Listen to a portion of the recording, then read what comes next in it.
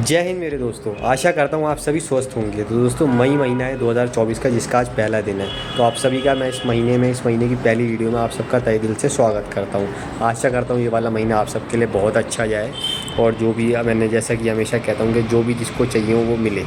तो अप्रैल का महीना काफ़ी अच्छा गया क्योंकि नवरात्रे थी 9 दिन की, उसमें रामनवमी थी, हनुमान जयंती साथ में जल्दी आई। साथ ही साथ आईपीएल के काफ़ी अच्छे हमें हाई स्कोरिंग मैचेस देखने को मिले। इलेक्शन के 2 फेजेज़ हो गए। साथ ही साथ मैं और भी बात करूँ तो सब कुछ बढ़िया रहा। अब मई का महीना भी ऐसा ही है।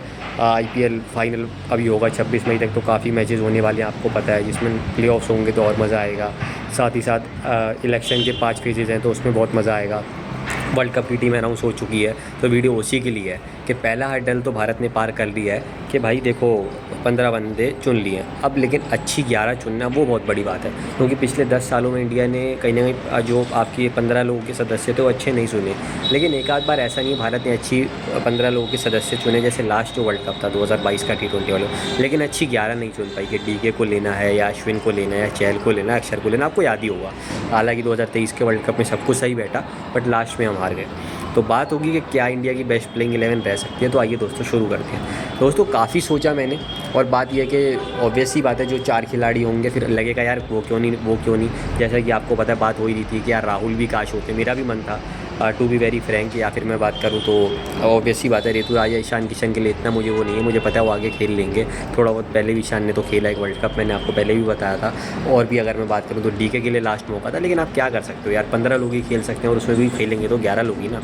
तो दोस्तों मुझे ऐसा लगता है जो अपना आखिरी डांस है, लास्ट डांस है T20 वर्ल्ड कप में विराट और रोहित का, तो उनको ही करना चाहिए ओपन। और आपको याद होगा जब इंडिया इंग्लैंड की बहुत अच्छी सीरीज़ हुई थी, जब कोविड चल रहा था, तो आखिरी मैच जो है सीरीज़ डिसाइडर था और बहुत ही अच्छी लगभग 94 रन की ओपनिंग करी थी 8 ओवर में रोहित और विराट ने। और विराट ने कहा था कि यार मैं और रोहित ही ओपनिंग करेंगे, लेकिन जैसे ही T20 वर्ल्ड कप आया राहुल और रोहित ओपनिंग करने लगे, कभी ईशान और राहुल करने लगे। तो यही नहीं समझ में आता कि जो ये लोग कहते हो कभी कभी करते क्यों नहीं। हालांकि विराट कैप्टन थे, उन्होंने सेक्रीफाइस करा होगा अपना प्लेस, लेकिन ज़रूरत नहीं थी, क्योंकि आपके तो बेस्ट बंदे हैं, जिसमें एक है वर्ल्ड का बेस्ट हिटर और एक है वर्ल्ड का बेस्ट टैंकर। तो क्यों ना दोनों को साथ खिलाया जाए, जिसमें ये कि रोहित अगर 10 बॉलें खेलेंगे तो 20 बनाएंगे, 15 बॉलें खेलेंगे तो 30, 20-25 बॉलों में 40-50 ऐसी नहीं होगी। और साथ में विराट अपना आपको पता है एक्सीलेट करते ही रहते हैं। और जब विराट आउट होके जाएंगे ना, तो विराट के भी रन आपको दिखेंगे यार 35 पे 50, 55, 40 पे 60, 65, 45 पे 70, 80। वो जो मैच की डिमांड है, मैंने आपको कहा कि आईपीएल जैसे मैचेस नहीं होंगे, वो आप देख लेना, क्योंकि यूएसए में ग्राउंड छोटे हैं लेकिन टीमें बहुत बड़ी बड़ी नहीं है सिवाय पाकिस्तान के। और पाकिस्तान भी हाई स्कोर करे या ना करे, क्योंकि आयरलैंड कनाडा यूएसए वाले मैच मुझे नहीं लगता बहुत हाई स्कोर होंगे, थोड़ा सा आयरलैंड का हो सकता है। जो आपके मैच राउंड 2 में जिससे भी होंगे, Australia, England, New Zealand, south Africa, Sri Lanka, और भी मैं कोई वेस्ट इंडीज़ की बात करूँ, बांग्लादेश, तो वो आपको पता है वेस्ट इंडीज़ में, और वहाँ स्लो पिचेज होती है, तो वहाँ 160-70 रन के मैच भी बहुत अच्छे हो जाते हैं, तब आपको विराट ही काम आएंगे। तो क्यों ना आप उन दोनों से ओपन कराएं।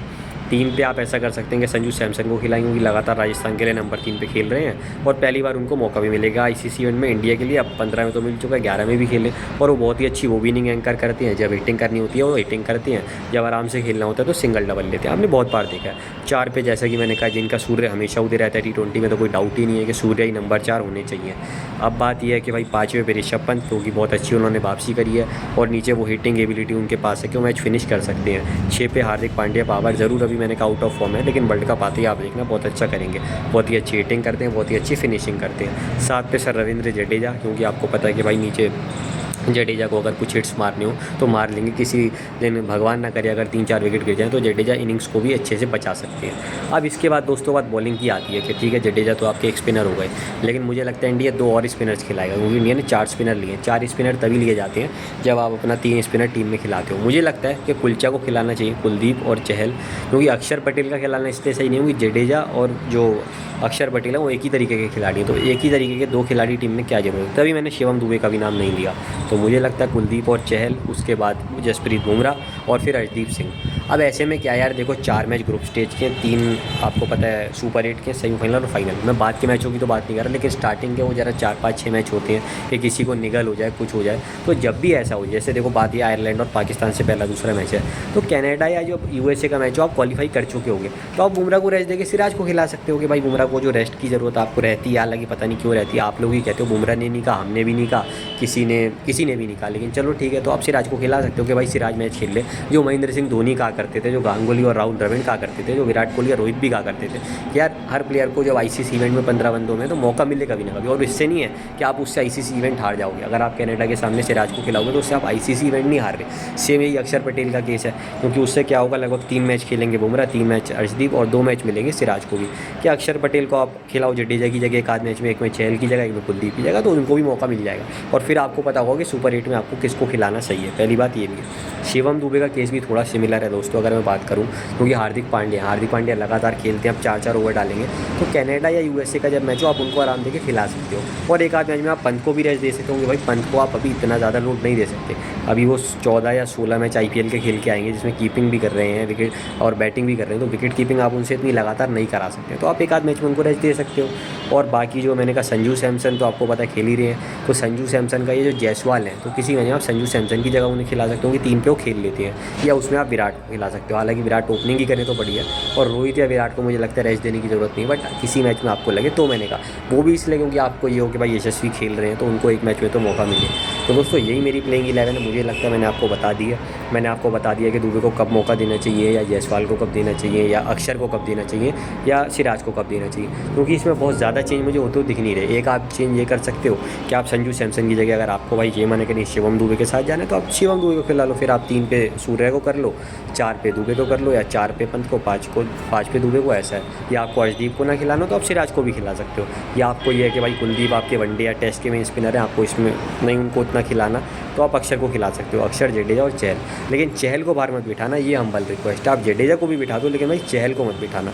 जो मैंने बात बोली कि चहल तो खेले ही, बुमराह तो खेले ही, विराट रोहित भी खेले ही। हालांकि चहल के लिए मैंने कहा वो एक आध मैच ठीक है, लेकिन ये ना हो कि रेगुलर ही बाहर बैठे। तो दोस्तों ये मेरी प्लेइंग 11 रहने वाली है। जैसा कि बाकी मैंने कहा कि अब जायसवाल ओपनिंग करते हैं और रोहित करते हैं, फिर विराट 3 आएंगे, तो 4 सूर्य आएंगे, 5 पंत आएंगे और 6 हार्दिक आएंगे। तो उससे क्या होगा, दुबे भी बाहर बैठेंगे और सैमसन भी, तो थोड़ा ज़्यादा इफेक्ट कर सकता है, जिसमें अक्षर भी बाहर होंगे और एक पेसर भी बाहर होगा, वो भी बात है। क्योंकि अगर आपने दुबे को फिर तब भी खिला लिया तो 6 पे दुबे और 7 पे हार्दिक आएंगे और 8 पे जडेजा, तो ज़रूर लग रहा है कि यार हार्दिक, जडेजा और दुबे मिलकर अपना ओवर्स डाल देंगे। लेकिन भाई फिर बहुत ज़्यादा दबाव आ जाएगा 4 बॉलर्स पे, जो आपके जडेजा, चहल और अर्शदीप और बुमराह होंगे, या जडेजा और मैं बात करूँ कुलदीप और बुमराह और सिराज होंगे। तो इसलिए ये है कि मुझे नहीं लगता कि जडेजा, हार्दिक और दुबे तीनों को एक साथ खेलना चाहिए।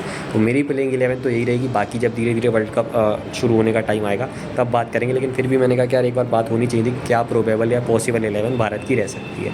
बाकी मई का महीना है दोस्तों, तो ऑब्वियस सी बात है, अभी 4 वीक बचे हैं, तो 3 वीक्स की 3 वीडियो बनेंगी, 7, 8 और 9वें वीक की। प्लेऑफ्स के 4 मैच हैं, तो 8 वीडियो आपके लिए रेडी हैं बिल्कुल। तो 11 वीडियो हो गई, इसमें कोई कहने की बात नहीं है। और भी बीच में अगर वर्ल्ड कप के लिए कोई वीडियो लगी, एक आध तो 12वीं हो गई, कोई एक आध वीडियो अगर हो गई तो इलेक्शन की 13वीं और 14वीं हो गई वीडियो, जो है कोई अगर इलेक्शन की भी मुझे लगी। लेकिन दोस्तों आपके लिए कुछ सरप्राइज़ है, जो आएगा उससे ज़्यादा वीडियोज़ आएंगी। अब 5 आएंगी, 6 आएंगी, 8 आएंगी, मैं अभी प्रॉमिस नहीं कर रहा हूँ, लेकिन आएंगी।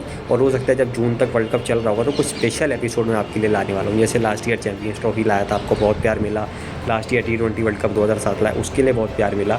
2002 चैंपियंस ट्रॉफी लाया, उसके लिए बहुत प्यार मिला। 2011 वर्ल्ड कप का 2022 में बहुत प्यार मिला। तो सारे इवेंट्स कवर करे थे। एशिया कप में सारों में बहुत प्यार मिला। तो आप सोच रहे होंगे फिर ऐसा इवेंट बचा कौन सा है जो इंडिया जीता है और उसकी बात नहीं हो रही। तो कुछ और तरीके का इवेंट है। अब आपको सोच रहे हैं वो 2023 का वर्ल्ड कप तो नहीं है, वो क्या है, वो कोई चैंपियंस ट्रॉफी है, वो क्या 2007 का T20 वर्ल्ड कप है, क्या है वो ऐसा। तो वो आप ज़रा सोचिएगा और मैं जल्द से जल्द उस एपिसोड को लाया करूँगा। 8-10 मिनट की वीडियो होगी और बताया करूँगा कि भाई क्या रहा। और वो कहानियाँ अभी तक बहुत ज़्यादा यूट्यूब पे हैं भी नहीं, तो आपको मज़ा आएगा, ये मैं वादा करता हूँ। बस ये है कि ये वीडियो अच्छी लगी हो तो लाइक और शेयर करना मत भूलना। उन वीडियोज़ को भी जब वो आएंगी तो लाइक और शेयर करना मत भूलना। और किसी ने चैनल सब्सक्राइब ना करो तो वो भी मत भूलिएगा। जय हिंद, जय भारत।